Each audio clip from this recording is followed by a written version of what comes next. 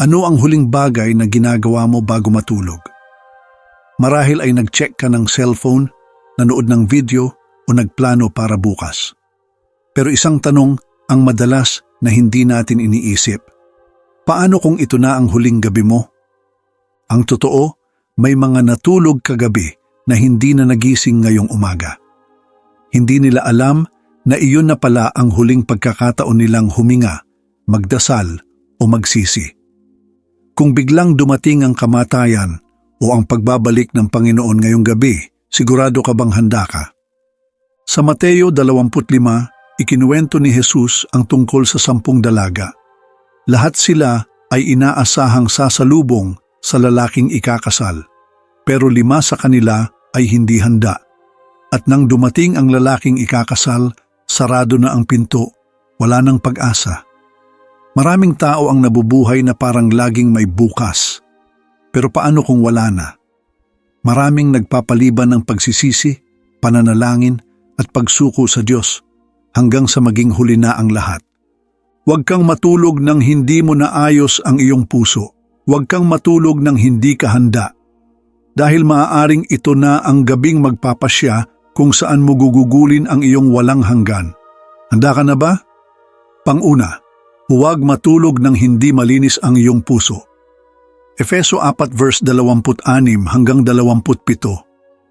Kung magagalit man kayo, iwasan ninyong magkasala. Huwag ninyong hayaang lumipas ang magdamag nang hindi kayo nagpapatawad. 10:00 na ng gabi pero si Miguel ay hindi pa rin makatulog. Nakahiga siya pero ang kanyang isip ay puno ng galit. Kanina lang nagkaroon sila ng matinding pagtatalo ng kanyang matalik na kaibigan na si Daniel. Matagal na silang magkaibigan pero ngayong gabi pakiramdam ni Miguel ay parang isang estranghero si Daniel. Bakit niya ako trinato ng ganito? Tanong niya sa sarili. Kawikaan 14, talata 20. Ang taong mapagtimpi ay may unawa, ngunit ang mainiti ng ulo ay nagbubunyag ng kahangalan. Napapikit siya pero sa halip na kapayapaan, bumalik sa isip niya ang matatalas na salitang binitawan niya. Hindi na kita mapagkakatiwalaan, sigaw niya kanina. At si Daniel? Hindi na rin lumingon bago umalis. Kawikaan 15, talata 1. Ang malumanay na sagot ay nakapapawi ng poot, ngunit ang mabagsik na pananalita ay nakakapagpagalit. Bumilis ang tibok ng kanyang puso. Hindi niya mapigilan ang sarili. Kinuha niya ang kanyang cellphone at nagbukas ng social media. Nandoon si Daniel, nagpo-post na parang walang nangyari. Aba, parang walang pakialam. Hindi man lang nag-sorry. Lalong uminit ang kanyang pakiramdam. Pero habang tinititigan niya ang screen, isang talata ang pumasok sa kanyang isipan. Efeso 4 verse 31 hanggang 32. Alisin ninyo ang lahat ng sama ng loob, galit, puot, sigawan, at paninirang puri, pati na ang lahat ng uri ng masasamang hangarin. Sa halip, maging mabait kayo at mahabagin sa isa't isa at magpatawad kayo sa isa't isa gaya ng pagpapatawad sa inyo ng Diyos kay Kristo. Efeso 4, 31 hanggang 32. Alisin ninyo ang lahat ng sama ng loob, galit, puot, sigawan, at paninirang puri, pati na ang lahat ng uri ng masasamang hangarin. Sa halip, maging mabait kayo at mahabagin sa isa't isa, at magpatawad kayo sa isa't isa gaya ng pagpapatawad sa inyo ng Diyos kay Kristo. Napairap siya.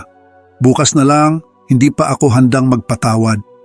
Pero sa kaloob-looban niya, may bumubulong. Paano kung wala ng bukas? Biglang pumasok sa isip niya ang kwento ng isang kakilala nilang namatay sa aksidente kamakailan. Isang araw lang silang hindi nag-usap, tapos bigla na lang nawala. Hindi na sila nagkaroon ng pagkakataong ayusin ang kanilang relasyon. Paano kung mangyari rin yun sa kanila ni Daniel? Santiago 4, 14. Hindi ninyo alam kung ano ang mangyayari bukas. Ang buhay ninyo'y parang usok lamang. Saglit lang itong lumilitaw at agad nawawala. Napabuntong hininga si Miguel. Sa unang pagkakataon, naisip niya, Sino ba talaga ang nasasaktan dito? Ako o siya? Naiisip niyang baka si Daniel ay mahimbing nang natutulog, samantalang siya gising pa rin, kinakain ng sama ng loob. Marcos 11:25. Kapag kayo'y nakatayo upang manalangin, patawarin ninyo muna ang sino mang may atraso sa inyo upang patawarin din kayo ng inyong Ama na nasa langit. Hindi niya namalayan tumutulo na pala ang luha niya. Hindi lang kay Daniel siya may galit. May mga taong nasaktan siya at may mga taong nakasakit din sa kanya na hindi pa niya pinapatawad. Paano kung sa bawat gabing pinili niyang huwag magpatawad, isa pala itong patak ng lason sa kanyang kaluluwa? Hebreo 12:15. Tiyakin ninyong walang sino man ang nawawalay sa biyaya ng Diyos at huwag hayaang magkaroon ng ugat ng kapaitan na nagdudulot ng kaguluhan at nakakahawa sa marami. Dahan-dahan niyang kinuha ang cellphone niya. Sinubukan niyang i-type ang isang mensahe. "Bro, patawad sa sinabi ko kanina." Tiningnan niya ito ng ilang segundo bago pindutin ang send. Ilang minuto pa, may dumating na reply. "Pasensya ka na rin bro, hindi ko dapat sinabi yun. Ayusin natin to bukas." Habang isinara ni Miguel ang kanyang cellphone, pakiramdam niya ay nabunutan siya ng tinik. Wala man agad na solusyon, pero may kapayapaang bumalot sa kanyang puso. Sa unang pagkakataon, naramdaman niya ang tunay na kalayaan. Ang pagpapatawad ay hindi para sa iba, ito ay para sa iyo. Kolosas 3:13. Maging mapagpasensya kayo sa isa't isa at magpatawad kayo kung may hinaing kayo laban sa isa't isa. Magpatawad kayo gaya ng pagpapatawad sa inyo ng Panginoon. Bago siya matulog, nagdasal siya. Panginoon, salamat sa iyong paalala. Ayoko nang matulog na may bigat sa puso ko. Tulungan mo akong palaging mamuhay sa kapayapaan at pagpapatawad. At sa gabing iyon, sa unang pagkakataon, mahimbing siyang natulog. Mateo 6:14. Sapagkat kung pinapatawad ninyo ang mga tao sa kanilang mga kasalanan, patatawarin din kayo ng inyong Ama sa langit. Pangalawa, huwag matulog ng walang langis. Mateo 20:8. Sinabi ng mga mangmang na dalaga, "Bigyan ninyo kami ng inyong langis, sapagkat namamatay na ang aming ilawan." Maghahating gabi na, pero si Andrew ay abala pa rin sa paglalaro ng kanyang paboritong mobile game. Isang laban na lang, tapos matutulog na siya. Ngunit isang laban ang naging dalawa, Efeso 5:15-16. Kaya't ingatan ninyong mabuti kung paano kayo namumuhay, huwag kayong maging tulad ng mga hangal kundi ng marurunong. Gamitin ninyo ng husto ang bawat pagkakataon, sapagkat puno ng kasamaan ang kasalukuyang panahon. Napaisip siya bigla. Ilang linggo na siyang hindi nakakapagbasa ng Biblia. Noon, lagi siyang gising ng maaga para manalangin. Ngayon puyat sa laro, pagod sa trabaho, at laging may dahilan para ipagpaliban ang oras niya sa Diyos. Kinabukasan, nagpunta siya sa simbahan pero parang wala siyang gana. Dati, punong-puno siya ng apoy para sa Panginoon. Ngayon, parang ang layo niya sa Diyos. Ano kayang nangyari sa akin? Tanong niya sa sarili. Awit 119, talata 105. Ang salita mo'y ilawan sa aking mga paa at liwanag sa aking daraanan. Sa kalagitnaan ng sermon, binasa ng pastor ang Mateo 25, ang talinghaga ng 10 dalaga. 5 sa kanila ay matatalino at 5 ay mangmang. Lahat sila ay may dalang ilawan, pero ang matatalinong dalaga ay may dalang ekstrang langis. Nang dumating ang lalaking ikakasal, handa silang salubungin siya. Samantalang ang mga mangmang, naubusan ng langis, iniwan at isinara ang pinto sa kanila.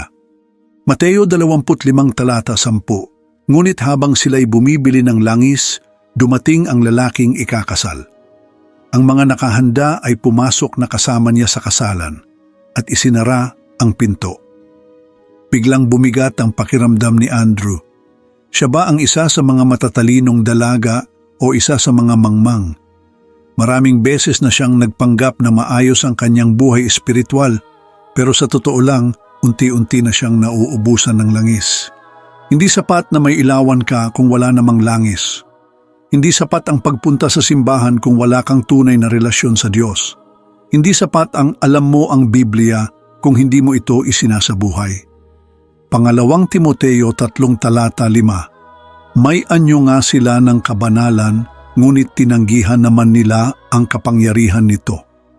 Napaisip siya, kailan ba nagsimulang maubos ang aking langis? Noong naging busy siya sa trabaho? Noong mas naging mahalaga ang entertainment kaysa sa oras niya sa Diyos? Noong nagsimula siyang manlamig sa panalangin? Tumulo ang luha niya. Ayaw niyang maging isa sa mga mangmang na dalaga, yung mga nagparelax at nagpabaya, kaya naiwan at hindi nakapasok sa kasalan. Panginoon, ayokong maubusan ng langis. Tulungan mo akong buhayin muli ang apoy sa aking puso. Roma 12:11. Huwag kayong maging tamad sa inyong pagsisikap. Sa halip, pag-alabin ninyo ang inyong espiritu at paglingkuran ninyo ang Panginoon. Pag-uwi niya, ginawa niyang prioridad ang kanyang oras sa Diyos. Binuksan niya ang Biblia, isinantabi ang cellphone at lumuhod sa panalangin. Sa unang pagkakataon, naramdaman niyang bumabalik ang presensya ng Diyos sa kanyang buhay. Bago siya matulog, nakangiti siya. Ngayon, alam niyang hindi siya matutulog nang walang langis. Zacarias 4:6. Hindi sa pamamagitan ng lakas ni ng kapangyarihan, kundi sa pamamagitan ng aking espiritu, sabi ng Panginoon ng mga hukbo. Pangatlo, huwag matulog ng hindi sigurado sa iyong kaligtasan. Hebreo 9:27. Itinakda na sa tao ang mamatay ng minsan at pagkatapos nito ay ang paghuhukom. 2:00 na ng madaling araw. Habang ang buong bahay ay tahimik na natutulog, si Adrian ay nakahiga, hawak ang cellphone, patuloy sa pag-scroll sa social media. Bukas na lang ako magpapahinga, sabi niya sa sarili. Marami pa akong gustong gawin. Santiago 4:14. Hindi ninyo alam kung ano ang mangyayari bukas.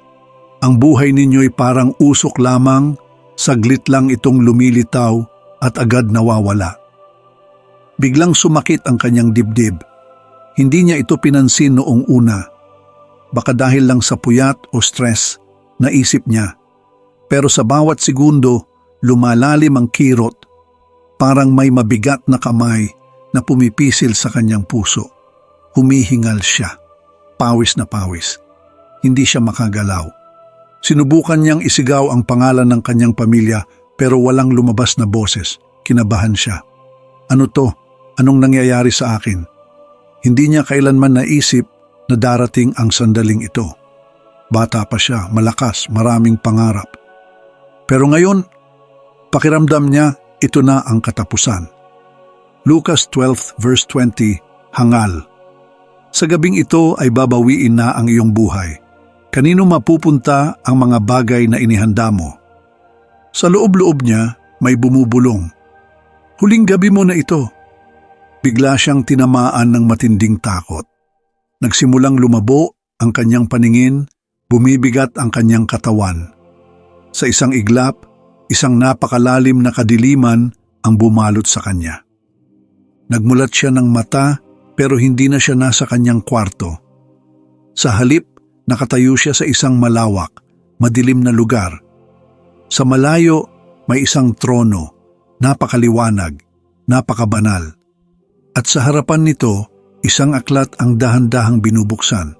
Pahayag 20 talata 12. At nakita ko ang mga patay, ang dakila at ang hamak na nakatayo sa harapan ng trono at binuksan ang mga aklat. At binuksan ang isa pang aklat, ang aklat ng buhay. Hinatulan ang mga patay ayon sa kanilang mga gawa. Sa puntong iyon, alam na ni Adrian ang nangyayari. Ito ang sandaling iniwasan niya habang buhay, ang paghuhukom. Pilit niyang binalikan ang kanyang nakaraan. lahat ng sermon na kanyang narinig, lahat ng panawagan ng Diyos na kanyang binaliwala. Panginoon, bigyan mo ako ng isa pang pagkakataon. Sigaw niya, nanginginig, pero wala nang sagot. Naalala niya kung ilang beses niyang sinabing, bukas na lang ako magsisisi. Pero ngayon, wala na siyang bukas. Pangalawang Korinto 6:2. Ngayon ang takdang panahon ng pagliligtas, ngayon ang araw ng kaligtasan. Narinig niya ang isang boses. Ang pangalan mo ba ay nakasulat sa aklat ng buhay? Nabalot ng takot ang kanyang puso. Alam niyang hindi. Hindi niya isinuko ang kanyang buhay kay Kristo. Hindi siya nabuhay para sa Diyos. At ngayon, huli na ang lahat. Mateo 7:23. At saka ko sasabihin sa kanila, kailanman ay hindi ko kayo nakilala. Lumayo kayo sa akin, kayong mga gumagawa ng kasamaan. Isang malakas na sigaw ang lumabas sa kanyang bibig. Pero huli na. Bumukas ang isang napakalalim na bangin at isang hindi maipaliwanag na takot ang bumalot sa kanya. Hinila siya papalayo, papunta sa isang lugar kung saan wala ng pag-asa. Pahayag 20:15, at ang sinumang hindi natagpuan ang pangalan sa aklat ng buhay ay itinapon sa lawa ng apoy. Biglang bumalik ang liwanag. Nagmulat ng mata si Adrian, hingal na hingal, basa ng pawis. Isa lang pala yung panaginip. Pero hindi ito basta-basta. Ito ay isang babala. Agad siyang lumuhod at tumangis sa Diyos. Panginoon, ayoko nang ipagpaliban ang kaligtasan ko. Isinusuko ko ang aking buhay sa iyo. Roma 10:9, kung ipapahayag mo sa pamamagitan ng iyong bibig na si Jesus ay Panginoon at mananampalataya ka ng buong puso na binuhay siyang muli ng Diyos mula sa mga patay, maliligtas ka. Ngayon, ikaw naman ang tanungin ko. Sigurado ka na ba sa iyong kaligtasan? Huwag kang matulog nang hindi mo na ibibigay ang buhay mo kay Kristo, dahil baka wala nang bukas. Mateo 25:13. Kaya't magbantay kayo sapagkat hindi ninyo alam ang araw o ang oras. Isipin mong may isang taong natulog kagabi na hindi na nagising ngayong umaga. Hindi niya alam na iyon na pala ang kanyang huling gabi. Hindi siya nagkaroon ng pagkakataong ayusin ang kanyang puso, punuin ang kanyang espiritual na langis o tiyakin ang kanyang kaligtasan. Paano kung ikaw ang nasa kanyang kalagayan? Huwag kang matulog nang may galit sa iyong puso. Huwag mong hayaang ang sama ng loob, pride, at hindi pagpapatawad ay maging hadlang sa iyong kapayapaan. Linisin mo ang iyong puso bago mahuli ang lahat.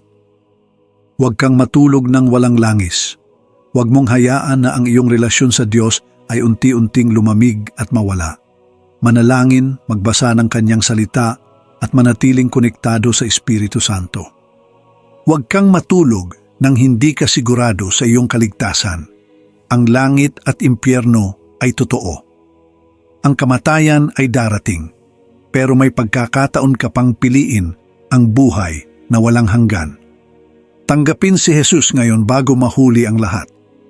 Ngayong gabi, bago mo ipikit ang iyong mga mata, itanong mo ito sa iyong sarili.